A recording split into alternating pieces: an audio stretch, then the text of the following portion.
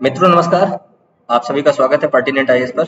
आज का जो हमारा वीडियो है वो काफी महत्वपूर्ण हो जाता है, क्योंकि आपने अभी रिसेंटली चाइना और अमेरिका को लेकर एक न्यूज़ सुनी होगी कि दोनों देशों में टैरिफ वॉर चल रहा है।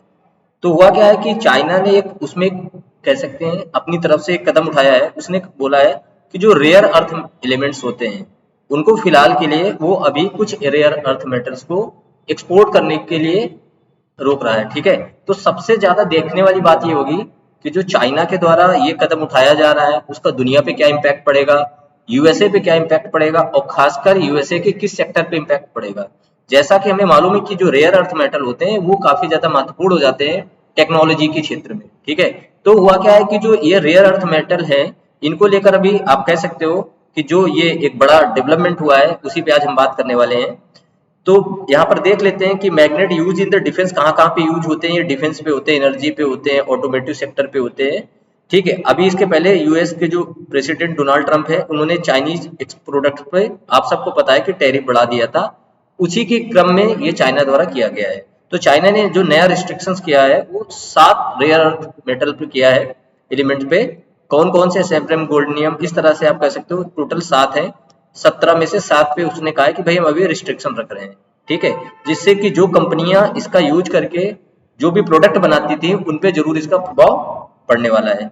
अगर हम बात करें, पहला हमारा एक एलिमेंट ये सामने आते हैं कि what extent will the most recent export restriction on the rare earth impact US sourcing of these critical minerals for the defence technology. देखो, अमेरिका अगर देखा जाए तो अपने डिफेंस टेक्नोलॉजी में या अन्य सेक्टर के लिए जो भी रेयर अर्थ एलिमेंट की उसको रिक्वायरमेंट होती है उसमें से 80% चाइना से लेता है। बाकी अलग देश हैं, आप जापान की बात कर लो, फ्रांस की बात कर लो, इस्टोनिया की बात कर लो, अदर्स में, तो ये कुछ परसेंटेज यहाँ पर है। तो होगा कि अब यहाँ पर वेरियस टाइप एक्सपोर्ट रिस्ट्रिक्शन लगाया है चाइना ने। ठीक है, इसके लिए आपको लाइसेंसिंग वगैरह या न्यू तरीके से लाइसेंस आपको लेना पड़ेगा। ठीक है, अब the new restrictions are not ban नहीं है, rather they require firm to apply for a licence to export rare earth. यानी अब उसको एक्सपोर्ट करने के लिए जो चाइनीज कंपनियां हैं किसी अन्य देश में, उसके लिए उनको क्या लेना पड़ेगा? लाइसेंस लेना पड़ेगा। इस कारण से कह सकते हो कि एक पॉज सा हो जाएगा कि भाई आप जो फ्रीली अभी तक एक्सपोर्ट कर पाते थे डिमांड के आधार पर वो आप नहीं कर पाओगे। अगली बात करें, सेकंड क्या है? There is also likely to be disruption in supply to some US firm given that announcement also place 16 US entities to export control list limiting them from the receiving dual use good. All but one of the firms on the list are the defense and the aerospace. Defence and aerospace sector की कंपनियां हैं जिनको इस तरह की requirement रहती है, उनमें जरूर इसका इम्पैक्ट पड़ेगा अगर ओवरऑल यहाँ पर बात किया जाए। लेकिन अभी ये क्लियर नहीं है कि ये न्यू लाइसेंसिंग की जो सिस्टम चाइना ने बनाया है उसको कैसे फॉलो करेगा। तीसरा ये है कि लाइसेंसिंग सिस्टम में भी dynamic and could incentivise countries across the world cooperate with the China to prevent disruption in there. अब इससे क्या होगा? बहुत सारे अन्य देश हैं जो चाइना से इस तरह से रेयर अर्थ मेटल चाहते हैं या एलिमेंट चाहते हैं, तो उनको भी आसानी से दिया जा सकता है। तो एक चाइना के लिए एक्सपोर्ट का एक नया रास्ता मिल जाएगा, क्योंकि अगर यूएसए नहीं लेगा तो जो भी एक्सपोर्ट कर रहे थे, जो भी उससे पैसा आ रहा था, वो पैसा तो उनको चाहिए ना। नहीं तो उनके सीधा इस सेक्टर पे प्रभाव पड़ जाएगा जो रेयर अर्थ एलिमेंट सेक्टर को कंट्रोल कर रही चीजें। तो कहीं ना कहीं चाइना अपने लिए नए दरवाजे भी खोलना चाहता है। ठीक है, अब आगे बात कर लेते हैं, what is the significance of the focus on heavy rare earth given to US supply chain. अब है क्या, यूएस को एक्चुअली जरूरत रहती है इस तरीके के रेयर अर्थ एलिमेंट को। अब इससे क्या उसमें फर्क पड़ने वाले हैं इसको भी देख लेते हैं। The restrictions apply to the 7 medium and heavy rare earth elements, ये यहाँ पे लिस्ट दी गई है। The United State is particularly vulnerable for the supply chains, क्योंकि अमेरिका को निर्भर रहना पड़ता है इन सारी चीजों के लिए, तो कहीं ना कहीं प्रभाव पड़ेगा चाइना के इस तरीके से एक नए फोरम में लाकर एक्सपोर्ट को रोकने के लिए। Until 2023 China announced for 99% of global heavy rare earth element processing with only minimal output from a refinery in Vietnam.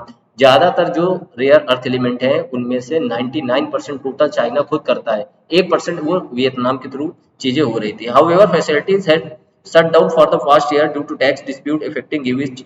तो अब ये क्या हुआ, ये वियतनाम वाला तो बंद हो गया, पूरी तरह से मोनोपोली किसकी हो गई? चाइना की। कुछ एलिमेंट की आप पिक्चर देख सकते हैं यहाँ पर। Why are rare earth significant to the US national security. America की राष्ट्रीय सुरक्षा के लिए भी एक चिंता की बात हो जाएगी। कैसे? जो रेयर अर्थ एलिमेंट हैं crucial for a range of defence technology including F-35 jet. अब देखो, F-35 एयर जेट जो है यूएस की कह सकते हो डिफेंस सिक्योरिटी के लिए बहुत महत्वपूर्ण है। लेकिन अब इसमें रेयर अर्थ एलिमेंट के रोकने से जो कि यूज हुए इसके बनाने में, इस तरह के बहुत सारे डिफेंस इक्विपमेंट में प्रभाव पड़ने वाला है। ठीक है, रडार सिस्टम में फर्क पड़ने वाला है। तो आप समझ सकते हो, क्योंकि इसके लिए 900 पाउंड की जरूरत पड़ती है एक फाइटर जेट बनाने के लिए। तो कहीं ना कहीं ये जरूर प्रभाव डालने वाला है, जो कि यूएस को डिफेंस टेक्नोलॉजी में जो डेवलपमेंट हो रहे हैं या उनके एक्सपोर्ट में, जो अमेरिका एक्सपोर्ट भी करता है इस तरह से, उसमें भी उसका प्रभाव पड़ने वाला है। The United State is already on the back foot comes to the manufacturing of this defence technology.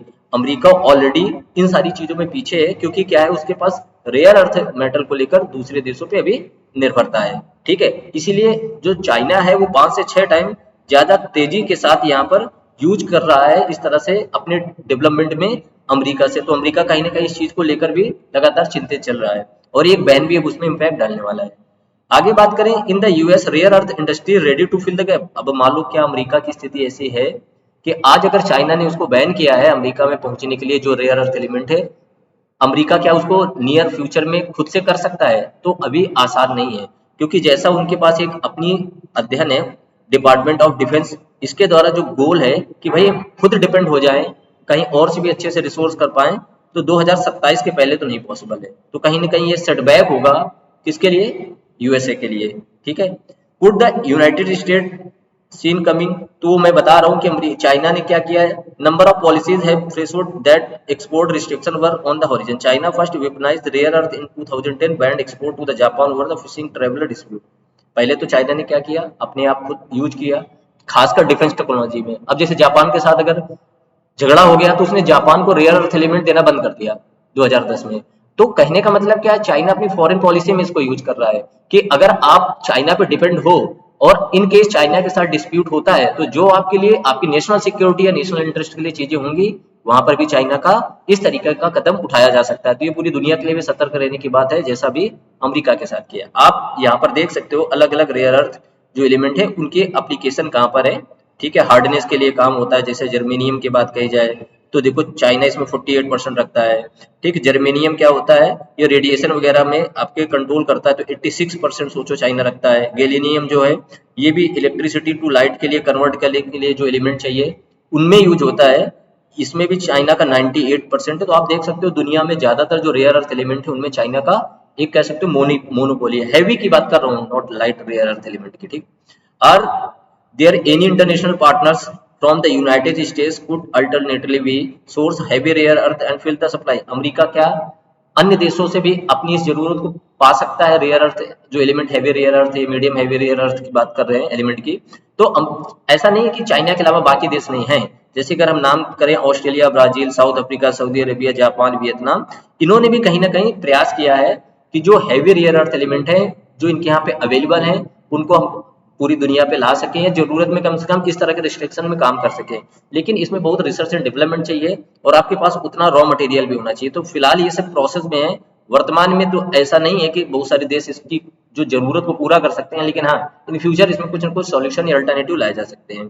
ठीक है, जैसे मैं आपको अगर बताना चाहूँ तो ऑस्ट्रेलिया में एक क्रिटिकल मिनरल रिसर्च डेवलपमेंट है हब, ये लगातार रिसर्च कर रहा है कि जो हैवी रेयर अर्थ मेटल हैं उनको टाइमली अवेलेबल कराया जा सके और कहीं ना कहीं जो चाइना की मोनोपोली है उसको रोका जा सके। तो इससे कई सारी चीजों में फर्क पड़ेगा। अगर एक्सपोर्ट बैन होगा या कम होगा तो जो टेक्नोलॉजी है या आप कह सकते हो आपकी जो लैपटॉप, कंप्यूटर, इस तरह की जो भी चीजें इस पर निर्भर करती हैं उनमें जरूर फ्यूचर में इम्पैक्ट पड़ने वाला है। ठीक है, तो ये काफी महत्वपूर्ण है क्योंकि आप इंटरनेशनल रिलेशन में इस तरह की चीजों को थोड़ा सा गहराई से समझने का प्रयास करते हो तो आपको समझ में आता है कि किसी तरह के कदम से पूरी दुनिया में और किसी पर्टिकुलर देश पे कैसे फर्क पड़ता है। ठीक है, तो आज का वीडियो इतना ही रखते हैं, बाकी अगले वीडियो के लिए आपसे जरूर जुड़ेंगे। तब थैंक यू वेरी मच।